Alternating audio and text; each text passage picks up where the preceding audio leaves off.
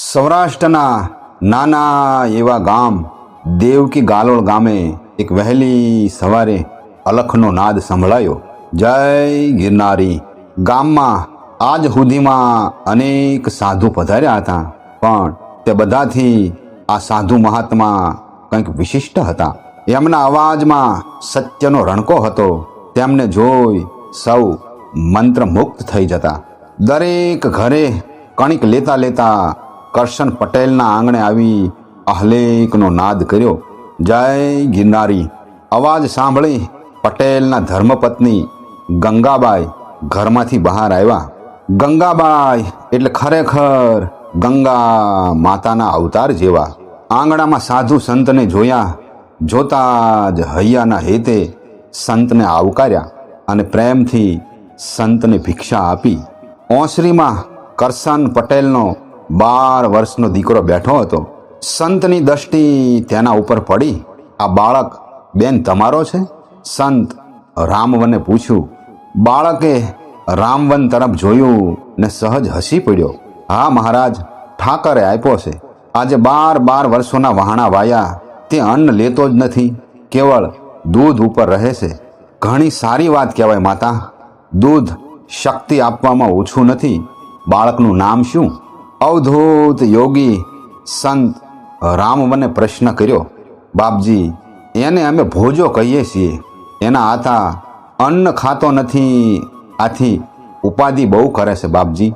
આજ તો અમારા સાવલિયા પરિવાર પર ભગવાનની મહેર છે, પણ કાલ ઉઠી સમય ફરે ત્યારે દૂધ ક્યાંથી કાઢવું? આ ચિંતા અમારા કાળજા કોરી ખાય છે. સંત રામવન અતીત સાધુ ગિરનારમાં તપ સાધના કરી સિદ્ધિ મેળવી સોરઠની તીર્થયાત્રા કરતા હતા. સંત રામવન સિદ્ધ મહાત્મા હતા. ભોજલરામને જોતા જ સંત રામવન સમજી ગયા કે આ કોઈ યોગ ભ્રષ્ટ આત્મા છે. માતા, તમારી ચિંતા નકામી છે. બાળકના ભાગ્યમાં જીવનભર દૂધ લખાયેલું છે. એના પ્રતાપે અનેક દીન દુખિયા અને અભ્યાગતોને દૂધ મળશે. એનો હાથ કોઈના માથા પર મૂકતા જ સામાન્ય માનવીનું કલ્યાણ થશે. એને એની રીતે જીવવા દો. માતા ગંગાબાઈએ સંત મહાત્માને પગે લગાડી ગળગળા અવાજે કહ્યું કે બાપુ, આ અન્ન ખાય એવા આશીર્વાદ આપો એટલે અમારી ચિંતા દૂર થાય. સારું બહેન, જા રસોડામાં જઈ રસોઈ તૈયાર કરો. અમે બંને સાથે જમીશું. બોલો, પછી ચિંતા છે? સંત રામવન બોલ્યા. માતા ગંગાબાઈના આનંદનો પાર ન રહ્યો. એણે કરશન પટેલને ખેતરેથી તેડાવી તમામ વાત કરી. રસોઈ તૈયાર થતાં બંનેને જમવા બેસાડ્યા. ભોજલરામ 12 વર્ષની વયે સર્વપ્રથમ અન્ન જમવા બેઠા. ભોજલ, સંત રામવન બોલ્યા. સંસારમાં આવ્યા તો સંસારી રીતે રહેવું જોઈએ. દૂધાહારી થવું દેશકાળને પરવડે નહીં. આજે ભારતનું ગૌધન હણાય છે. આગળ એવો કાળ આવશે કે અગ્નિમાં હોમવા ઘી પણ મળશે નહીં.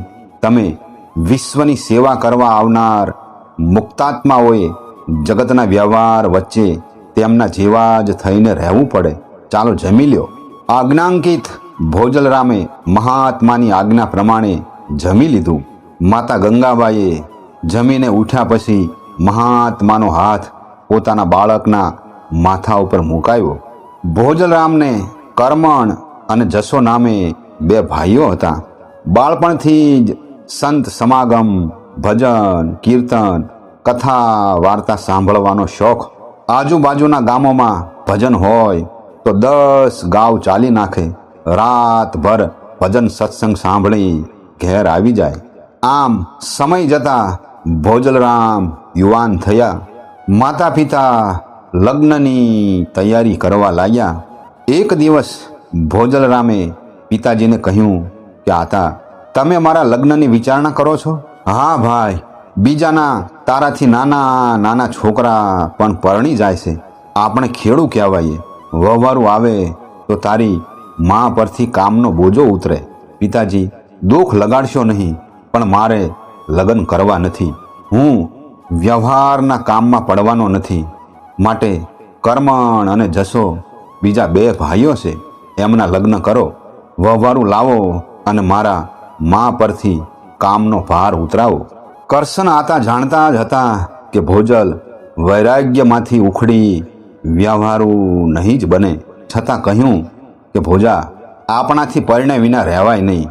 નાતમાં આપણું નાક જાય. તારા લગ્ન ના કરું તો નાતીલા મારો જીવ ખાય. મારે કેટલાકને જવાબ આપવા. અને વાત તો કર કે તારે શું કામ લગ્ન નથી કરવા? તારા લગ્ન થાય, ઘેર છૈયા છોકરા રમતા હોય તો અમારી આંખો ઠરે. ભોજલરામ ધીરે ધીરે મનમાં ગણગણવા લાગ્યા, આ છે પંખીડાનો મેળો, ભવો ભવ નહીં રહે ભેળો. નર જાણે નરભે થયાને અવસર છે અધૂરો.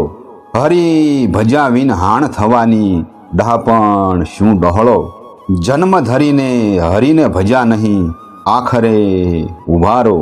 ભોજલરામ કહે ઉડી જાશે પતંગ રંગ પીળો. આમ સાચો વૈરાગ્યનો રંગ જોઈ માતા પિતાએ લગ્નની વાત છોડી દીધી. સમયના પ્રવાહમાં માતા પિતા ખેંચાઈ ગયા. ભાઈઓએ ખેતીનું કામ ઉપાડી લીધું. સંત ભોજલરામના ભાગમાં હરી ભજવાનું કામ રહ્યું.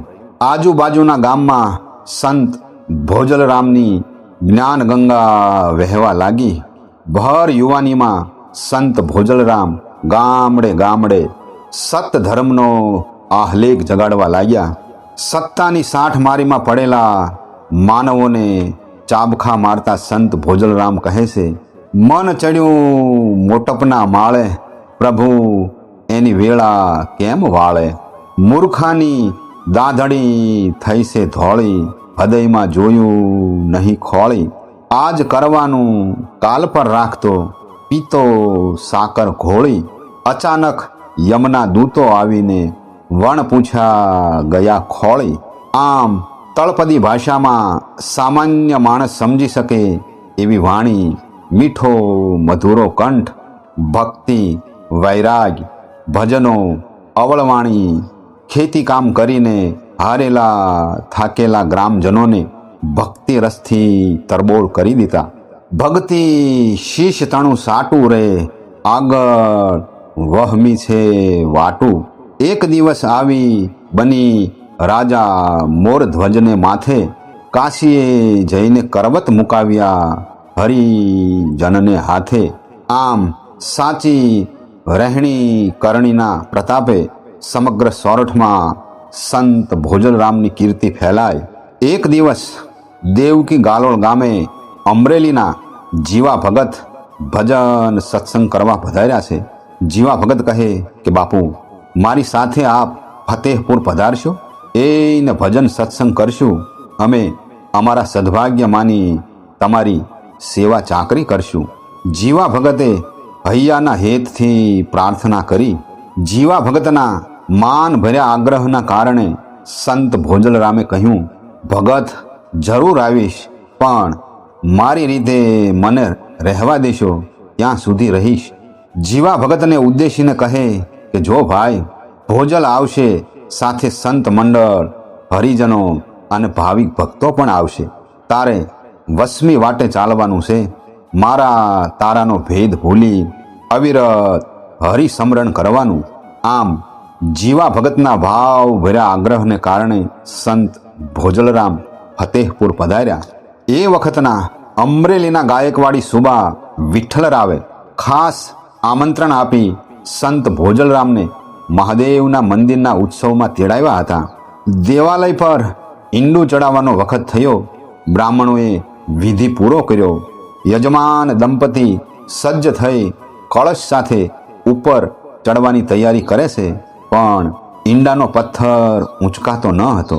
2, 4, 10 આમ 10 કડિયા અને બીજા માણસો બળ કરે છે, પણ ઈંડું ત્યાંથી હલતું નથી. સૌ થાક્યા. આ બાજુ મુહૂર્ત જતું હતું. વિઠ્ઠલરાવે ચો તરફ નજર ફેરવી. તેમની નજરમાં ભોજલરામ આવ્યા. ભગવાન, માનવોનો પુરુષાર્થ પાંગળો બને છે ત્યાં ભક્તિની શક્તિ કામ કરે છે. કૃપા કરી આપ પધારો અને ઈંડાને ગતિમાન કરો. સંત ભોજલરામ રામનું નામ લઈ ઊભા થયા. જઈને જુએ છે તો કોઈએ સિદ્ધિના બળ વડે પથ્થરને વજનદાર બનાવી દીધો હતો. સંત ભોજલરામે પથ્થર પાસે આવી પથ્થરના ઈંડાને હાથ લગાડી અને બોલ્યા કે તને સૌ ઊંચેરું સ્થાન આપવા માગે છે, જા તેમની સાથે ઉપર જા અને તારા માટે નક્કી કરેલા સ્થાન પર બેસી સૌને રાજી કરો. અને ભક્તિના પ્રતાપે સિદ્ધિનું બળ નાબૂદ થતાં જ ઈંડું હલકું બની ગયું. ઈંડું ચડી જતા જય જયકાર થવા લાગ્યો. રાત્રે ભજનની રાત જામી છે. સંત ભોજલરામે વાણી ઉચ્ચારી, હરખ હરખ કરી હાલો રે, આ તો ઠઠારો છે ઠાલો. ગુરુએ ગોપીચંદન જ્ઞાન બતાવ્યું, સહેજ તળાએ દીધી છોડી. ટીલા ટપકાની ટેવ વધારી, વાતો કરે કર જોડી. સાચી વાતમાં ખૂટલ ખૂટે, ઈ તો પ્રજાપતિની જોડી. ભજનના રંગમાં ભંગ પડાવવાની ભાવનાએ પેલા સિદ્ધિવાળા પુરુષે મારણ સિદ્ધિનો પ્રયોગ સુબાના ભાણેજ ઉપર કર્યો. ભજન સાંભળતા સાંભળતા જ ભાણેજ ઢળી પડ્યો. ભજન મંડળીમાં હાહાકાર મચી ગયો. ભાણેજના અચેતન દેહને સંત ભોજલરામના ચરણે મૂકી અને સુબો રડી પડ્યો. સંત ભોજલરામે પાત્ર અને જળ મગાવી સૌ સંતોના ચરણો ધોયા. ચરણામૃત લઈ અને બોલ્યા, હે મારા નાથ, સાચા ભાવથી તારા ગુણગાન ગાયા હોય તો આ ભોજલની લાજ રાખજે. એમ કહી મૃતદેહ પર ચરણામૃત છાંટતા જ ભાણેજ બેઠો થયો. પેલો સિદ્ધિવાળો પુરુષ સંત ભોજલરામના પગમાં પડી ગયો અને માફી માગી. સૌ આશ્ચર્યચકિત થઈ ગયા અને સંત ભોજલરામે વાણી ઉચ્ચારી, આ ભવમાં ભજન કરી લે ભાઈ, અંતરમાં ક્યાં રહ્યો મૂંઝાય. સગા કુટુંબને પરિવારની કુડી છે સગાઈ. મુવા પછી માનવીઓના વાહે કર્મ ન છોડશે કાંઈ. વાહડાના વનમાં ઘાસોટી લાગતા ઉઠે અચાનક આગ. કામ ક્રોધ કાયાને ખાશે, ખરેખર ભૌમ ભીતરનો ભાઈ. અવસ્થા પહોંચીને ઉઠી ચાલ્યા, સુરનર ગયા સમાઈ. ભોજલરામ કહે ગુરુ પ્રતાપે, શામળિયો સુખદાયી, શામળિયો સુખદાયી. સંત ભોજલરામની અવસ્થા થવા આવી છે. અખંડ ભજન ભક્તિ અને લોક કલ્યાણના કામમાં તેઓ રત રહેતા. એક દિવસ એક અજાણ્યો માનવી આવીને પગે લાગ્યો, ભાઈ તમે કોણ છો, ક્યાંથી આવો છો?